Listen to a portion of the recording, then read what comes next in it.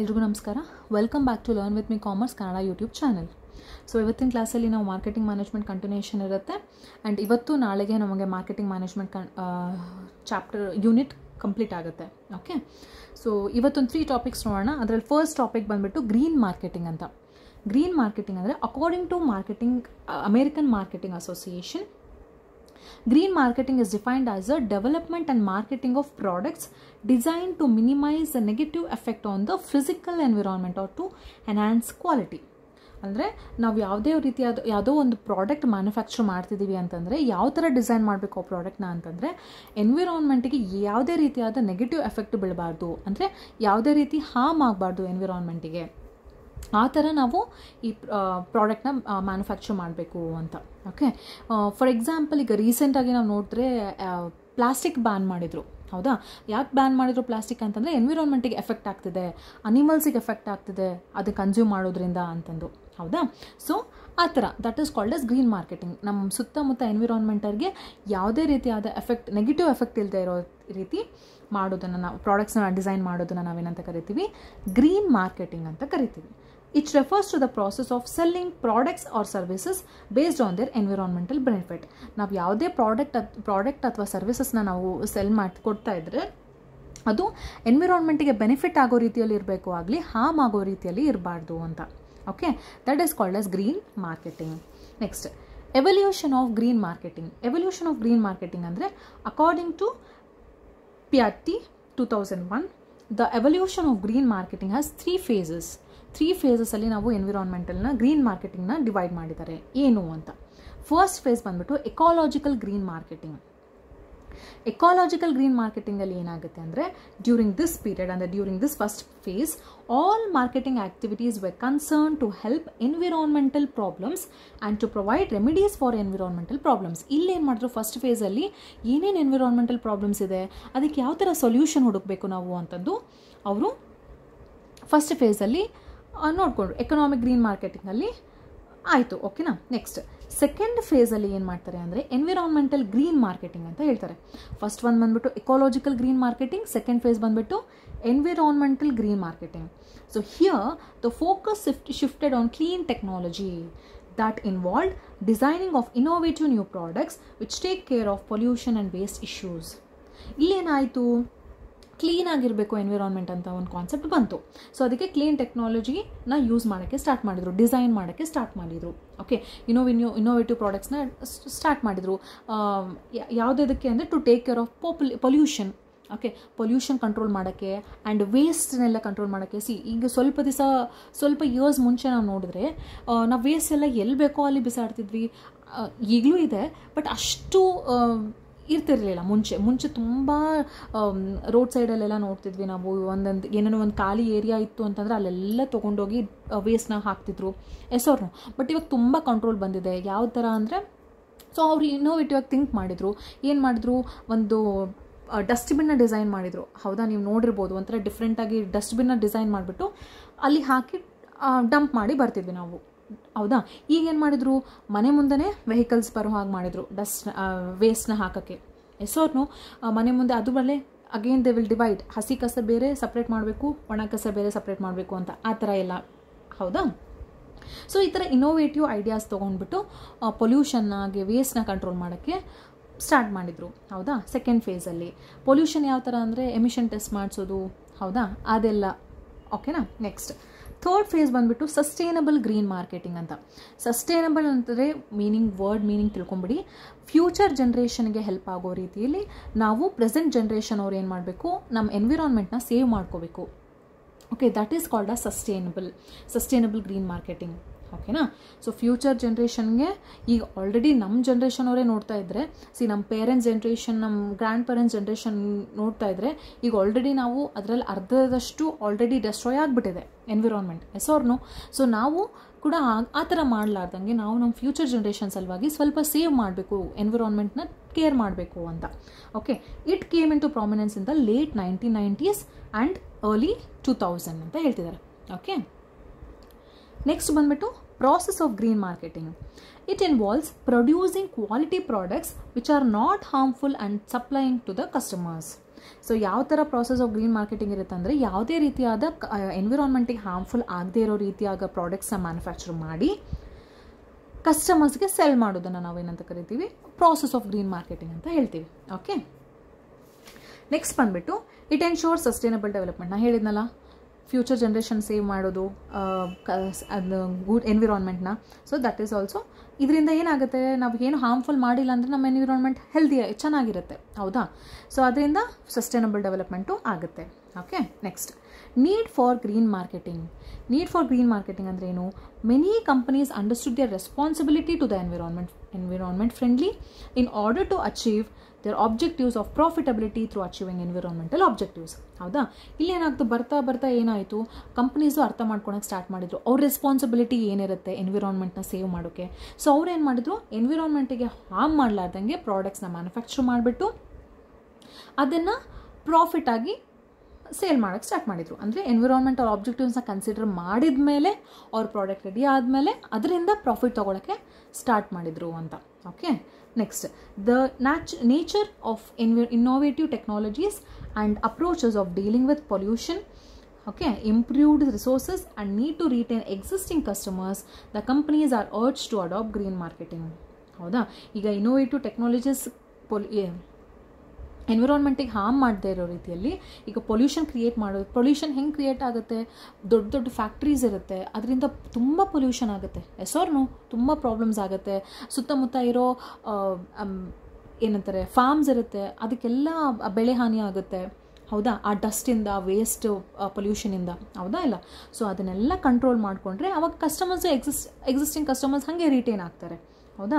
So ಅದೆಲ್ಲ ಹೇಳ್ತಿದ್ದಾರೆ ಇಲ್ಲಿ. Improved resources and need to retain existing customers, the company is urge to adapt green marketing, ಹೌದಾ. So this is all about green marketing. Okay, next ಬಂದುಬಿಟ್ಟು ನಾವು direct marketing ಬಗ್ಗೆ ನೋಡೋಣ. So direct marketing ಯಾವಾಗ 19th ಸೆಂಚುರಿಯಲ್ಲಿ ಬಂತು. And it is also called a zero level channel. ಇದು already ನಾನು ಮುಂಚಿನ ಕ್ಲಾಸಲ್ಲಿ ಡಿಸ್ಕಸ್ ಮಾಡಿದ್ದೀನಿ ಅನಿಸುತ್ತೆ. ಜಸ್ಟ್ ಪ್ರೊಡ್ಯೂಸರ್ಗೆ ಮತ್ತು ಕನ್ಸ್ಯೂಮರ್ಗೆ ಕಾಂಟ್ಯಾಕ್ಟ್ ಇರುತ್ತೆ ಇಲ್ಲಿ. That is called as direct marketing. So the marketers address customers through email, phones and in person, ಹೌದಾ. ಇಲ್ಲಿ ಯಾರು ಮಿಡಲ್ ಮನ್ಸ್ ಇಲ್ಲ ಅಂತಂದಾಗ ಡೈರೆಕ್ಟ್ ಕಾಂಟ್ಯಾಕ್ಟ್ ಇತ್ತು ಅಂದರೆ ಹೆಂಗೆ ಮಾಡ್ತೀವಿ ನಾವು, ಇದು ಇಮೇಲ್ ಮಾಡಿರ್ತೀವಿ ಅಥವಾ ಫೋನ್ ಕಾಂಟ್ಯಾಕ್ಟಲ್ಲಿ ಇರ್ತೀವಿ ಅಥವಾ ನಾವು ಡೈರೆಕ್ಟಾಗಿ ಪರ್ಸ್ನಲ್ಲಾಗಿ ಮೀಟಾಗಿ ಮಾರ್ಕೆಟಿಂಗ್ ಮಾಡಿರ್ತೀವಿ, ಹೌದಾ. Example of direct marketing messages. Direct marketing messages ಯಾವ್ದು ಅಂತಂದರೆ, ಈಗ ಫಾರ್ ಎಕ್ಸಾಂಪಲ್ ನಾವು ಏನೇ ಒಂದು ಪ್ರಾಡಕ್ಟ್ ಪರ್ಚೇಸ್ ಮಾಡಿದರೆ ಅದರಿಂದ ಟೋಲ್ ಫ್ರೀ ನಂಬರ್ ಅಂತ ಇರುತ್ತೆ, ಹೌದಾ. ನಿಮ್ಗೆ ಏನಾರ ಕ್ವೇರೀಸ್ ಇದ್ದರೆ ಮಾಡ್ಬೋದು ಅಂತ ಟೋಲ್ ಫ್ರೀ ನಂಬರ್ ಇರುತ್ತೆ. ಸೊ ಅದು call this toll free number ಅಂತ ಇರುತ್ತೆ. ಆಮೇಲೆ or click this link to subscribe ಅಂತ ಇರುತ್ತೆ. ಸೊ ಇದೆಲ್ಲ ಡೈರೆಕ್ಟ್ ಮಾರ್ಕೆಟಿಂಗ್ ಮೆಸೇಜಸ್ ಅಂತ. Okay, 3 components of direct marketing. So ಈ 3 ಕಾಂಪೊನೆಂಟ್ಸ್ ಆಫ್ ಡೈರೆಕ್ಟ್ ಮಾರ್ಕೆಟಿಂಗ್ ಯಾವುದು? ಎಂಗೇಜ್ಮೆಂಟ್ ಆಫ್ ಕಸ್ಟಮರ್ಸ್, ಹೌದಾ ಇಲ್ಲ. ಇವರು ಡೈರೆಕ್ಟ್ ಮಾರ್ಕೆಟಿಂಗ್ ಮಾಡೋದ್ರಿಂದ, ಡೈರೆಕ್ಟ್ ಕಸ್ಟಮರ್ಸ್ಗೆ ಮೀಟ್ ಮಾಡೋದ್ರಿಂದ ಇಲ್ಲೇನಾಗುತ್ತೆ, ಎಂಗೇಜ್ಮೆಂಟ್ ಆಫ್ ಕಸ್ಟಮರ್ಸ್ ಇರುತ್ತೆ, ಹೌದಾ. Next specific call to action, CTA. ಅಂದರೆ ಇವಾಗ ಕೆಲವೊಂದು ವೆಬ್ಸೈಟ್ಸ್ ನೋಡಿದ್ರೆ ನಾವು ಅಲ್ಲಿ ಬರ್ದಿರುತ್ತೆ, ಶಾಪ್ ನೌ ಅಂತ ಬರ್ದಿರುತ್ತೆ, ಸಬ್ಸ್ಕ್ರೈಬ್ ಅಂತ ಬರ್ದಿರುತ್ತೆ, ಅಥವಾ ಡೌನ್ಲೋಡ್ ಅಂತ ಬರ್ದಿರುತ್ತೆ, ಲರ್ನ್ ಮೋರ್ ಅಂತ ಬರ್ದಿರುತ್ತೆ. ಇದೆಲ್ಲ ಏನು, ಒಂದು ಸ್ಪೆಸಿಫಿಕ್ ಆ್ಯಕ್ಷನ್ ಕ್ರಿಯೇಟ್ ಮಾಡುತ್ತೆ, ಹೌದಾ ಅಲ್ವಾ. So that is called as, ಅದು ಒಂದು ಕಾಂಪೊನೆಂಟ್ ಅಂತ. Okay, means of tracking response. ಇಮಿಡಿಯೇಟಾಗಿ ನಾವು ಫೀಡ್ಬ್ಯಾಕು ತೊಗೋಬೋದು. ನಾವು ಡೈರೆಕ್ಟ್ ಮಾರ್ಕೆಟಿಂಗ್ ಮಾಡೋದ್ರಿಂದ that is also one of the component. ನಾವು ರೆಸ್ಪಾನ್ಸ್ ತೊಗೋಬೋದು, ಕಸ್ಟಮರ್ ರೆಸ್ಪಾನ್ಸ್ ಅಥವಾ ಫೀಡ್ಬ್ಯಾಕ್ ತೊಗೋಬೋದು ಅಂತ. ಓಕೆ, ನೆಕ್ಸ್ಟ್ ಇದಕ್ಕೆ ಎಕ್ಸಾಂಪಲ್ಸ್ ಏನೇನು ಅಂದರೆ ರಿಟೇಲರ್ಸ್ ಏನು ಮಾಡ್ತಾರೆ, ಫೈನಲ್ ಕನ್ಸ್ಯೂಮರ್ಸ್ಗೆ ಸೆಲ್ ಮಾಡ್ತಾರೆ. ಸೊ ಅದನ್ನು ಡೈರೆಕ್ಟ್ ಮಾರ್ಕೆಟಿಂಗ್ ಅಂತ ಹೇಳ್ಬೋದು. ಕ್ರೆಡಿಟ್ ಕಾರ್ಡ್ ಕಂಪನೀಸ್, ಹೌದಾ ಅಲ್ಲ. ಕ್ರೆಡಿಟ್ ಕಾರ್ಡ್ ಕಂಪನೀಸ್ ಕಸ್ಟಮರ್ಸಿಗೆ ಕಾಲ್ ಮಾಡ್ತಾರೆ. ಸೊ ಕ್ರೆಡಿಟ್ ಕಾರ್ಡ್ ಅದು ಅಪ್ರೋಚ್ ಮಾಡ್ತಾರೆ, ಎಸ್ ಆರ್ ನೋ, ಅದು ಡೈರೆಕ್ಟ್ ಮಾರ್ಕೆಟಿಂಗ್ ಅಂತ ಹೇಳ್ಬೋದು. Media companies etcetera. Okay, next ಇಲ್ಲೊಂದು ಪರ್ಮಿಷನ್ ಮಾರ್ಕೆಟಿಂಗ್ ಅನ್ನೋ word I came across this word. So ಅದಕ್ಕೆ ಇದ್ರ ಬಗ್ಗೆನೂ ಹೇಳೋಣ ಅಂತ. ಸೊ ಇನ್ ಕೇಸ್ ನಿಮ್ಗೆ MCQಸಲ್ಲಿ ಕೇಳಿದ್ರೆ ಹೆಲ್ಪ್ ಆಗುತ್ತಲ್ವಾ. ಸೊ ಅದಕ್ಕೆ a strategy that involves obtaining consent from the target audience before sending the promotional messages. ಈಗ ಕೆಲವೊಂದು ಸತಿ ನಾವೆಲ್ಲನೂ ಹೋಗಿರ್ತೀವಿ. ಫಾರ್ ಎಕ್ಸಾಂಪಲ್ ಒಂದು ಶಾಪಿಗೆ ಹೋಗಿದ್ದೀನಿ ಅಂದ್ಕೊಳ್ಳಿ. ಸೊ ನನಗಿಷ್ಟ ಆಗಿರೋಂತಹ ಪ್ರಾಡಕ್ಟ್ ನನಗೆ ಅಲ್ಲಿ ಸಿಗಲಿಲ್ಲ ಆ ಟೈಮಲ್ಲಿ. ಸೊ ಅವ್ರೇನು ಹೇಳ್ತಾರೆ, ಇನ್ನೂ ಡಿಫ್ರೆಂಟ್ ಪ್ರಾಡಕ್ಟ್ಸ್ ಬರೋದಿದೆ, ಸೊ ನಿಮ್ಮ ನಂಬರ್ ಸೆಂಡ್ ಮಾಡಿ, ನಾನು ನಿಮಗೆ ಅಪ್ಡೇಟ್ ಮಾಡ್ತಿರ್ತೀನಿ, ನಿಮಗೆ ಅದು ಪ್ರಾಡಕ್ಟ್ ಡೀಟೇಲ್ಸ್ ಕಳಿಸ್ತಾ ಇರ್ತೀನಿ, ನಿಮಗೆ ಇನ್ ಕೇಸ್ ಇಷ್ಟ ಆದರೆ ನೀವು ತೊಗೋಬೋದು, ಪರ್ಚೇಸ್ ಮಾಡ್ಬೋದು ಅಂತ ಹೇಳ್ತಾರೆ. S or no? ಸೊ ಅವ್ರೇನು ಮಾಡ್ತಾರೆ, this is a marketing strategy that involves obtaining the consent from target audience. I am the target audience. ಅವ್ರು ನನಗೆ ಪರ್ಮಿಷನ್ ಕೇಳ್ತಾರೆ, ನಮ್ಗೆ ಫೋಟೋ ಸೆಂಡ್ ಮಾಡ್ಬೋದಾ, ಈ ಥರ ರಿಲೇಟೆಡ್ ಇದರೆಲ್ಲ ಸೆಂಡ್ ಮಾಡ್ಬೋದಾ ಅಂತ. ಓಕೆ, ನಾನು ಆಕ್ಸೆಪ್ಟ್ ಮಾಡಿದ ಮೇಲೆ they start sending the promotional messages. ಇದನ್ನೇನಂತ ಕರಿತೀವಿ? ಪರ್ಮಿಷನ್ ಮಾರ್ಕೆಟಿಂಗ್ ಅಂತ ಕರಿತೀವಿ. ಆಡಿಯನ್ಸ್ ಪರ್ಮಿಷನ್ ತೊಗೊಂಡ್ಬಿಟ್ಟು ಅದರ ರಿಲೇಟೆಡ್ ಮೆಸೇಜಸ್ ಕಳಿಸೋದನ್ನು ನಾವು ಪರ್ಮಿಷನ್ ಮಾರ್ಕೆಟಿಂಗ್ ಅಂತ ಕರಿತೀವಿ. Okay, next main instruments of direct marketing. Direct marketing main instruments ಯಾವುದು? ಮೇಲ್ ಆಗಿರ್ಬೋದು, emails, phone, SMS, couponing, face to face selling, door to door flyers, direct response TV. So ಇದೆಲ್ಲ ಏನು main instruments of direct marketing. Okay, so ಅದಿಷ್ಟು direct marketing related concepts ಆಯಿತು. ನಾವು rural marketing ಬರೋಣ. So rural marketing ಅಂದ ತಕ್ಷಣ ನಮ್ಗೆ ಏನು ಗೊತ್ತಾಗುತ್ತೆ ಅಂದರೆ, ರೂರಲ್ ಏರಿಯಾಸ್ನಲ್ಲಿ ಮಾರ್ಕೆಟಿಂಗ್ ಮಾಡೋದನ್ನು ರೂರಲ್ ಮಾರ್ಕೆಟಿಂಗ್ ಅಂತ ಕರಿತೀವಿ. ಹೌದಾ? ಸೊ ನೋಡೋಣ. It is the function which manages all those activities in ascertaining, stimulating and converting. Okay, rural ಪೀಪಲ್ಗೆ ಏನೇನು ಬೇಕು ಅಂತ ಅದನ್ನು ಅಸರ್ಟೈನ್ ಮಾಡಿಬಿಟ್ಟು ಅದನ್ನು ಪರ್ಚೇಸಿಂಗ್ ಪವರ್ ಆಗಿ ಕನ್ವರ್ಟ್ ಮಾಡ್ತಾರೆ. Converting the purchasing power of the rural people into an effective demand for specific products and services and thereby achieving the goals of organisation. ಹೌದಾ? ಇವ್ರು ಏನು ಮಾಡ್ತಾರೆ, ರೂರಲ್ ಮಾರ್ಕೆಟಿಂಗ್ ಮಾಡ್ತಾ ಇರಬೇಕಾದಾಗ ಆ ರೂರಲ್ ಏರಿಯಾ ಪೀಪಲ್ಗೆ ಅವ್ರಿಗೆ influence ಮಾಡ್ತಾರೆ. Okay, ನೀವು product purchase ಮಾಡಿರಿ ಅಂತ ಇನ್ಫ್ಲುಯೆನ್ಸ್ ಮಾಡಿಬಿಟ್ಟು ಅದನ್ನು ಡಿಮ್ಯಾಂಡ್ ಕ್ರಿಯೇಟ್ ಮಾಡೋ ಹಾಗೆ ಮಾಡಿ ಆ ಪ್ರಾಡಕ್ಟ್ಗೆ ಅದನ್ನು ಪರ್ಚೇಸ್ ಮಾಡೋ ಹಾಗೆ ಮಾಡ್ತಾರೆ. ಅದರಿಂದ ಏನಾಗುತ್ತೆ, ಆರ್ಗನೈಸೇಷನ್ ಗೋಲ್ಸ್ ಕೂಡ ಅಚೀವ್ ಆಗುತ್ತೆ ಅಂತ ಹೇಳ್ತಿದ್ದಾರೆ. So that is called as rural marketing. Next, the rural marketing is divided into following parts. So ಏನೇನು ಅಂತ ನೋಡೋಣ.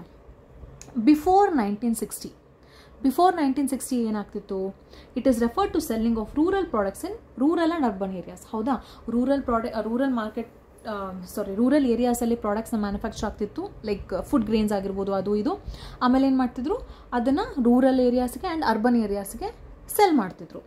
Next, rural marketing was treated as synonyms to agricultural marketing.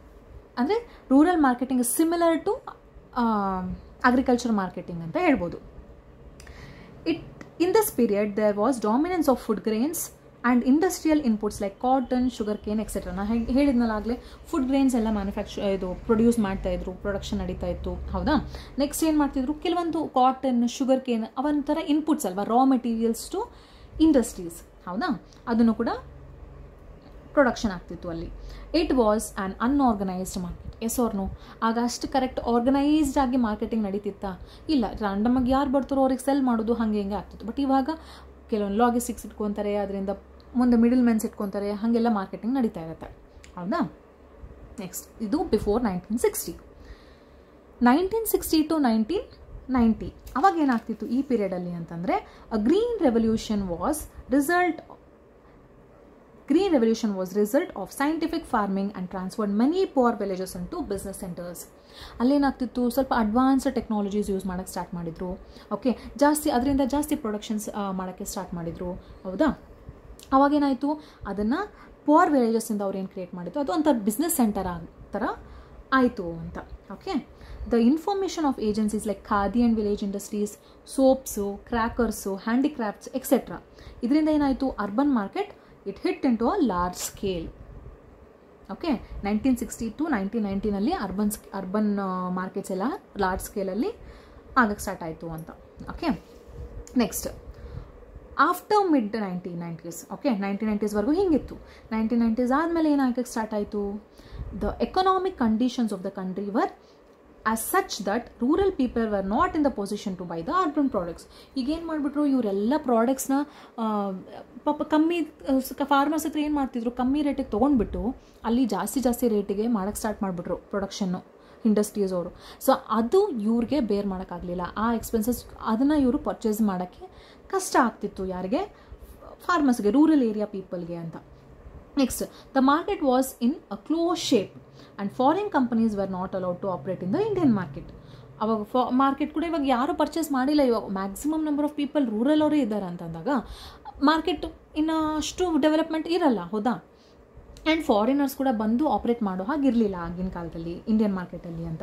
However the economy opened up and company started flourishing in India. Okay, next nature of rural market. So rural market nature ಏನಿತ್ತು ಅಂದರೆ large, diverse and scattered. See usually ಮುಂಚೆ rural ಏರಿಯಾಸಲ್ಲೇ ಜಾಸ್ತಿ, okay, villages ಜಾಸ್ತಿ ಇತ್ತು, but different ರೀಜನ್ಸಲ್ಲಿತ್ತು, but ವಿಲೇಜಸ್ಸೇ ಜಾಸ್ತಿ ಇತ್ತು, ಹೌದಾ. ಆ್ಯಂಡ್ ಬಟ್ ಸ್ಕ್ಯಾಟರ್ಡ್ ಆಗಿದ್ದು, ಡಿಫ್ರೆಂಟ್ ರೀಜನ್ಸ್ಗೆ ಸ್ಕ್ಯಾಟರ್ಡ್ ಆಗಿದ್ರು ಅಂತ. So that is one of the nature of rural market. Next major income is from agriculture. Yes or no? ಈಗಲೂ ಅಷ್ಟೇ ನಮಗೆ ಮೇಜರ್ ಇನ್ಕಮ್ ಇಸ್ ಫ್ರಮ್ ಅಗ್ರಿಕಲ್ಚರೇ, ಹೌದಾ. ಸೊ ಅದು ಒಂದು nature of rural market. Traditional outlook, ಹೌದಾ, ಅಷ್ಟು ಬೇಗ ರೂರಲ್ ಪೀಪಲ್ ಅಪ್ಡೇಟ್ ಆಗಿರಲಿಲ್ಲ. ಸೊ ಹಾಗಾಗಿ ಅರ್ಬನ್ ಪೀಪಲಿಗೆ ಕಂಪೇರ್ ಮಾಡಿದ್ರೆ ರೂರಲ್ ಪೀಪಲ್ ಅವರು ದೇ ವರ್ ನಾಟ್ ಅಪ್ಡೇಟೆಡ್, ಅಷ್ಟು ಬೇಗ ಅಪ್ಡೇಟ್ ಆಗಿಲ್ಲ ಅಕಾರ್ಡಿಂಗ್ ಟು ಟ್ರೆಂಡ್. ಸೊ ಹಾಗಾಗಿ ಅಲ್ಲಿ ಟ್ರೆಡಿಷ್ನಲ್ ಔಟ್ಲುಕ್ ಇತ್ತು, nature. Okay, standard of living and rising disposable income ಅಂತ. ಓಕೆ, ಇಲ್ಲೇನಾಗುತ್ತೆ, ಮೆಜಾರಿಟಿ ಆಫ್ ಪೀಪಲ್ ಇವಾಗ ಏನಾಗುತ್ತೆ ರೂರಲ್ ಏರಿಯಾವ್ರಿಗೆ, so they are below poverty line, ಹೌದಾ. ಓಕೆ, ಆಮೇಲೆ ಅವರು ಸ್ವಲ್ಪ ಲಿಟ್ರಸಿ ಎಜುಕೇಷನು ಕಮ್ಮಿ ಇರ್ತಿತ್ತು. ಸೊ ಅದರಿಂದ ಏನಾಗ್ತಿತ್ತು ನಮಗೆ ಅವ್ರ ಹತ್ರ ಇವಾಗ ಕೆಲವೊಂದು ಸತಿ ಅಮೌಂಟ್ ಇದ್ರೂ ಅವ್ರು ಏನು ಪರ್ಚೇಸ್ ಮಾಡಬೇಕು, ಏನು ನಡೀತಿದೆ ಸುತ್ತಮುತ್ತ ಅಂತಲೂ ಗೊತ್ತಿರ್ತಿಲ್ಲ. ಸೊ ಹಾಗಾಗಿ ಇಲ್ಲೇನಾಗ್ತಿದೆ, standard of living and rising disposable income, this is also one of the nature of rural market. Rising literacy levels ಅಂತ. ಸೊ ಇವಾಗ ಏನಾಗ್ತಿದೆ ಅಂತಂದರೆ ಸ್ವಲ್ಪ ಎಜುಕೇಷನ್ ತಗೋತಿದ್ದಾರೆ, they are becoming literates. 45% of rural ಅವರು ಎಜುಕೇಟ್ ಆಗ್ತಾ ಇದ್ದಾರೆ ಈಗ. ಆ್ಯಂಡ್ ವೆರಿ ಖುಷಿಯಾಗಿರೋದೇನು ಅಂತಂದರೆ ತುಂಬ ಮಂದಿ ರೂರಲ್ ಪೀಪಲ್ಗೆ ತುಂಬ ಒಳ್ಳೆ ಜಾಬ್ ಸಿಗ್ತಿದೆ ಇವಾಗ, ಹೌದಾ. ಅವರು ಸ್ವಲ್ಪ ಎಜುಕೇಟ್ ಆಗ್ತಾ ಇದ್ದಾರೆ, ಎಲ್ಲ ಸುತ್ತಮುತ್ತ ಏನು ನಡೀತಿದೆ ಅಂತ ಇವಾಗ ಅರ್ಥ ಆಗ್ತಿದೆ ಅವ್ರಿಗೆ, ಹೌದಾ. ಸೊ ಲಿಟ್ರಸಿ ಲೆವೆಲ್ಸ್ ಕೂಡ ರೈಸ್ ಆಗ್ತಾ ಇದೆ. ಸೊ ಇನ್ಫ್ರಾಸ್ಟ್ರಕ್ಚರ್ ಫೆಸಿಲಿಟೀಸಲ್ಲಿ ವೇರ್ ಹೌಸ್ ಆಗಿರ್ಬೋದು ಅಥವಾ ಫಿನಾನ್ಷಿಯಲ್ ಫೆಸಿಲಿಟೀಸ್ ಆಗಿರ್ಬೋದು. ಇವಾಗ ಫಾರ್ ಎಕ್ಸಾಂಪಲ್ ನೀವು ರೂರಲ್ ಬ್ಯಾಂಕ್ಸಿಗೆ ಹೋಗಿ ಕೇಳಿದ್ರೆ ತುಂಬ ಸ್ಕೀಮ್ಸ್ ಆಗಿದೆ ಫಾರ್ ಫಾರ್ಮರ್ಸ್, ರೂರಲ್ ಏರಿಯಾಸ್ ಇರೋರಿಗೆ ತುಂಬ ಸ್ಕೀಮ್ಸ್ ಆಗಿದೆ. ಓಕೆ, ಅಂದರೆ ಫಿನಾನ್ಷಿಯಲ್ ಫೆಸಿಲಿಟೀಸ್ನು ಭಾಳ ಪ್ರೊವೈಡ್ ಮಾಡ್ತಾ ಇದ್ದಾರೆ ಗೌರ್ಮೆಂಟ್ ಅವರು. ಓಕೆ, ಸೊ ಅದರಿಂದ ಇನ್ಫ್ರಾಸ್ಟ್ರಕ್ಚರ್ ಫೆಸಿಲಿಟೀಸು ಇನ್ಕ್ರೀಸ್ ಆಗುತ್ತೆ, ಹೌದಾ. ಸೊ ಇದೆಲ್ಲ ಏನು ಅಂದರೆ nature of rural market. Next scope of rural marketing. So scope of rural ಮಾರ್ಕೆಟಿಂಗಲ್ಲಿ ಲಾರ್ಜ್ ಪಾಪ್ಯುಲೇಷನ್ ಹೇಳ್ದೆ ಯಾವಾಗಲೇ ರೂರಲ್ ಪೀಪಲ್ಸ್ ಜಾಸ್ತಿ ಇದೆ, ರೂರಲ್ ಏರಿಯಾಸ್ ಜಾಸ್ತಿ ಇದೆ, ಹೌದಾ, ಪಾಪ್ಯುಲೇಷನ್ ಜಾಸ್ತಿ ಇದೆ. So according to 2011 census rural population is 72% of the total population. ಆವಾಗ ರೂರಲ್ ಪಾಪ್ಯುಲೇಷನ್ 72% ಇತ್ತು ಟೋಟಲ್ ಪಾಪ್ಯುಲೇಷನಲ್ಲಿ, ಹೌದಾ. ಸೊ ಅದು large population. Rising rural prosperity ಅಂತ. ಓಕೆ, ಇಲ್ಲೇನಾಗ್ತಿದೆ, ರೂರಲ್ ಏನಂತಾರೆ ಫಾರ್ ಕೆಲವೊಂದು ಇನ್ಫ್ರಾಸ್ಟ್ರಕ್ಚರ್ಸ್ ಯೂಸ್ ಮಾಡ್ಕೊತ, ಓಕೆ, ಅದರಿಂದ ಏನಾಗ್ತಿದೆ ರೂರಲ್ ಪೀಪಲ್ ಕೂಡ ಅವ್ರಿಗೆ ಇನ್ಕಮ್ ಜಾಸ್ತಿ ಆಗ್ತಿದೆ. ಯಾವ ಥರ ಇನ್ಕಮ್ ಜಾಸ್ತಿ ಆಗ್ತಿದೆ ಅಂದರೆ ಅವರು ಕೆಲವೊಂದು ಮಾಡರ್ನ್ ಟೆಕ್ನಿಕ್ಸ್ ಯೂಸ್ ಮಾಡ್ತಾ ಇದ್ದಾರೆ. ಓಕೆ, ಆ ಮಾಡರ್ನ್ ಟೆಕ್ನಿಕ್ಸ್ ಯೂಸ್ ಮಾಡೋದ್ರಿಂದ ಅವ್ರಿಗೆ ಸ್ವಲ್ಪ ಇನ್ಕಮ್ ಕೂಡ ಜಾಸ್ತಿ ಆಗ್ತಿದೆ. ಆ್ಯಂಡ್ ಕೆಲವೊಬ್ಬರು ರೂರಲ್ ಏರಿಯಾಸಿಂದ ಅರ್ಬನ್ ಏರಿಯಾಸ್ ಕೂಡ ಶಿಫ್ಟ್ ಆಗ್ತಿದ್ದಾರೆ, ಹೌದಾ. ಸೊ ಅದರಿಂದ ಏನಾಗ್ತಿದೆ, ರೈಸಿಂಗ್ ರೂರಲ್ ಪ್ರಾಸ್ಪ್ಯಾರಿಟಿ, ಹೌದು, ಆವ್ರೇಜ್ ಇನ್ಕಮ್ ಕೂಡ ಸ್ವಲ್ಪ ಇನ್ಕ್ರೀಸ್ ಆಗ್ತಾ ಇರುತ್ತೆ. ಓಕೆನಾ. ನೆಕ್ಸ್ಟ್ ಗ್ರೋತ್ ಇನ್ ಕನ್ಸಂಪ್ಷನ್ ಅಂತ. ಸೊ ರೂರಲ್ ಕನ್ಸ್ಯೂಮರ್ಸಿಗೂ ಕೂಡ ಪರ್ಚೇಸಿಂಗ್ ಪವರ್ ಜಾಸ್ತಿ ಆಗ್ತಿದೆ. ಸೊ ಅವರು ಡಿಫ್ರೆಂಟ್ ಥಿಂಗ್ಸ್ ಏನು ಅರೌಂಡ್ ಇದೆನೋ ಅದನ್ನು ಪರ್ಚೇಸ್ ಮಾಡ್ತಿದ್ದಾರೆ, ಆ ಕೆಪಾಸಿಟಿ ಬಂದಿದೆ.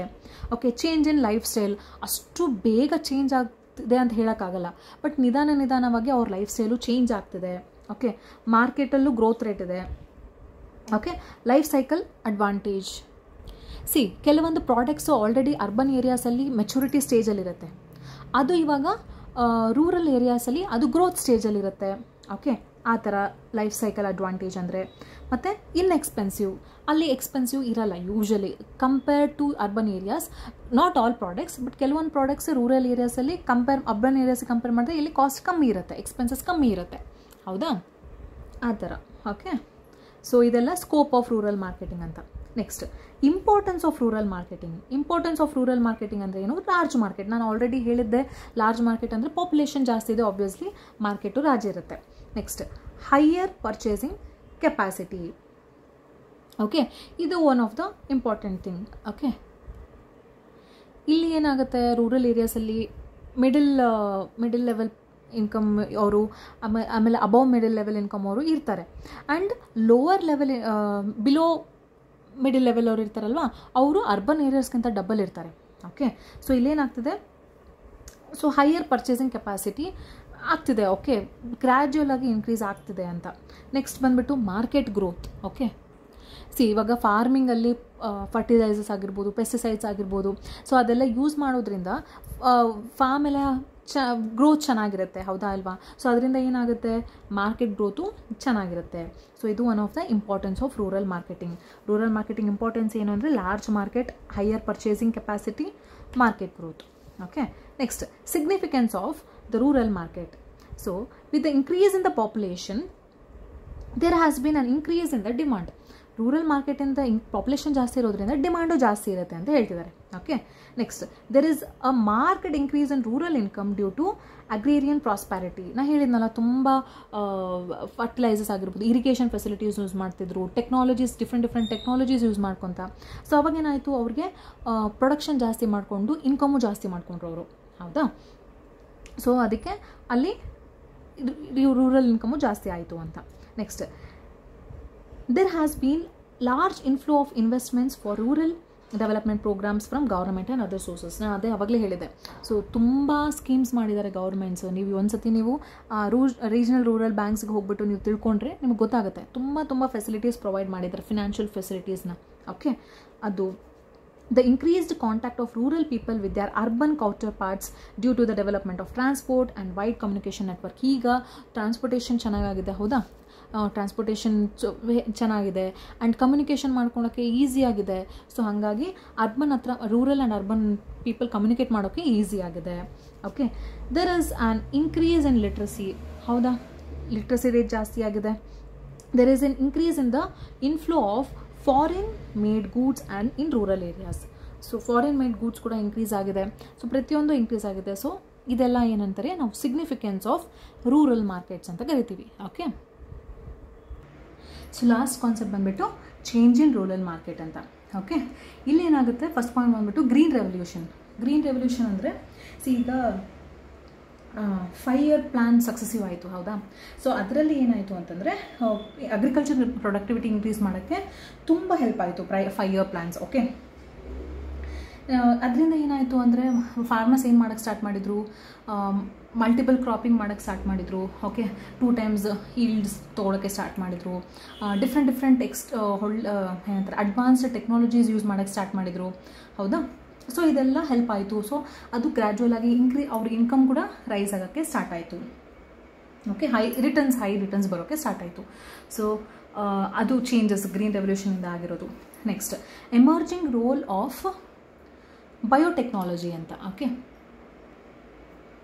ಸೊ ಇಲ್ಲೇನಾಗುತ್ತೆ ಅಂತಂದರೆ for example countries like USA ಆಗಿರ್ಬೋದು, ಕೆನಡಾ ಆಗಿರ್ಬೋದು, ಇಸ್ರೇಲ್ ಆಗಿರ್ಬೋದು ಆ್ಯಂಡ್ ಸಮ್ ಅದರ್ ಕಂಟ್ರೀಸ್, ಅಲ್ಲಿ ಏನಾಗ್ತಿದೆ, ಸ್ವಲ್ಪ ಹೈ ಈಲ್ಡ್ ಇದೆ. ಯಾಕೆ ಅಂತಂದರೆ ಅವರು ಬಯೋಟೆಕ್ನಾಲಜಿ ಯೂಸ್ ಮಾಡ್ತಿದ್ದಾರೆ. But for example India, Brazil ಅವರೆಲ್ಲ ಏನು ಮಾಡ್ತಿದ್ದಾರೆ, ಅವ್ರ ಈಲ್ಡ್ ಲೋ ಇದೆ ಕಂಪೇರ್ಡ್ ಟು ಅದರ್ಸ್ ಕಂಟ್ರೀಸ್. ಯಾಕೆ ಅಂತಂದರೆ ಈಗ ಬಯೋಟೆಕ್ನಾಲಜಿ ಎಮರ್ಜ್ ಆಗ್ತಿದೆ, ಈಗ ಸ್ಟಾರ್ಟ್ ಆಗ್ತಿದೆ. ಸೊ ಇದು one of the changes in rural market ಅಂತ. ನೆಕ್ಸ್ಟ್ ಬಂದುಬಿಟ್ಟು ರೂರಲ್ ಕಮ್ಯುನಿಕೇಷನ್ ಅಂತ. ನಾವು ಆಲ್ರೆಡಿ ಹೇಳಿದೆ, ಟ್ರಾನ್ಸ್ಪೋರ್ಟೇಷನ್ ಜಾಸ್ತಿ ಚೆನ್ನಾಗಿ ಆಗಿರೋದ್ರಿಂದ ಇಲ್ಲೇನಾಗ್ತಿದೆ, ಕಮ್ಯುನಿಕೇಷನ್ ಬೆಳೀತಾ ಇದೆ ಬಿಟ್ವೀನ್ ರೂರಲ್ ಆ್ಯಂಡ್ ಅರ್ಬನ್, ಹೌದಾ? ಸೊ ಅದೂ one of the change in the rural market, ಅದೂ ಚೇಂಜ್ ಆಯಿತು ಅಂತ. Next development programmes. ನಾನು ಆವಾಗಲೇ ಹೇಳಿದೆ, ತುಂಬ ಡೆವಲಪ್ಮೆಂಟ್ ಪ್ರೋಗ್ರಾಮ್ಸ್ ಬರ್ತಾ ಇದೆ ಅವ್ರಿಗೆ ಹೆಲ್ಪ್ ಆಗೋಕ್ಕೆ ರೂರಲ್ ಮಾರ್ಕೆಟ್ಸ್ಗೆ, ಹೌದಾ? ಗೌರ್ಮೆಂಟ್ ಅವರು ತುಂಬ ಹೆಲ್ಪ್ ಮಾಡ್ತಿದ್ದಾರೆ ಅವ್ರಿಗೆ. ಏನಂತಾರೆ, ಡೆವಲಪ್ಮೆಂಟ್ ಪ್ರೋಗ್ರಾಮ್ಸ್ ಕೊಡ್ತಾ ಇದ್ದಾರೆ to help the farmers. Okay, so ಅದರಲ್ಲಿ ಕೆಲವು ಪ್ರೋಗ್ರಾಮ್ಸ್ ಬಂದುಬಿಟ್ಟು ಇಂಟೆನ್ಸಿವ್ ಅಗ್ರಿಕಲ್ಚರ್ ಡಿಸ್ಟ್ರಿಕ್ಟ್ ಪ್ರೋಗ್ರಾಮ್ಸ್ ಆಗಿರ್ಬೋದು. Okay, intensive agriculture area programme ಆಗಿರ್ಬೋದು, ಹೈ ಈಲ್ಡಿಂಗ್ ವೆರೈಟೀಸ್ ಪ್ರೋಗ್ರಾಮ್ಸ್ ಆಗಿರ್ಬೋದು. Okay, drought prone area programmes ಆಗಿರ್ಬೋದು. ಸೊ ಇದೆಲ್ಲ ಸ್ಟೇಟ್ ಗೌರ್ಮೆಂಟ್ ಆಗಿರ್ಬೋದು, ಸೆಂಟ್ರಲ್ ಗೌರ್ಮೆಂಟ್ ಆಗಿರ್ಬೋದು ತುಂಬಾ ಹೆಲ್ಪ್ ಮಾಡ್ತಾ ಇದ್ದಾರೆ ರೂರಲ್ ಮಾರ್ಕೆಟ್ಸ್ನ ಸ್ವಲ್ಪ ಇಂಪ್ರೂವ್ ಮಾಡೋಕ್ಕೆ, ಇನ್ನೂ ಜಾಸ್ತಿ ಇಂಪ್ರೂವ್ ಮಾಡೋಕ್ಕೆ. ಓಕೆ, ಸೊ ಅದಕ್ಕೆ ಕೆಲವೊಂದು ಚೇಂಜಸ್ ಬಂದಿರೋದು ರೂರಲ್ ಮಾರ್ಕೆಟಲ್ಲಿ. ಓಕೆ, ಸೊ ಇಲ್ಲಿಗೆ ನಮಗೆ ಇವತ್ತಿನ ಕ್ಲಾಸ್ ಕಂಪ್ಲೀಟ್ ಆಗುತ್ತೆ. ಏನೇನು ಕಂಪ್ಲೀಟ್ ಮಾಡಿದ್ವಿ ಇವತ್ತು ಅಂತಂದರೆ green marketing, direct marketing and rural marketing complete ಆಗಿದೆ. ಇನ್ನು ನಾಳೆ ಒಂದು ಕ್ಲಾಸ್ ಇದೆ ಕಸ್ಟಮರ್ ರಿಲೇಷನ್ಶಿಪ್ ಮ್ಯಾನೇಜ್ಮೆಂಟ್ ಮಾಡಿಬಿಟ್ರೆ ನಮಗೆ ಸಿಲೆಬಸ್ ಪ್ರಕಾರ ಫುಲ್ ಕಂಪ್ಲೀಟ್ ಆಗಿಬಿಡುತ್ತೆ ನಮಗೆ marketing management, that is unit 8. Okay, so ಏನಾದ್ರು ಅರ್ಥ ಆಗಿಲ್ಲ ಅಂದರೆ ನೀವು ಕಮೆಂಟ್ ಮಾಡ್ಬೋದು. Thank you.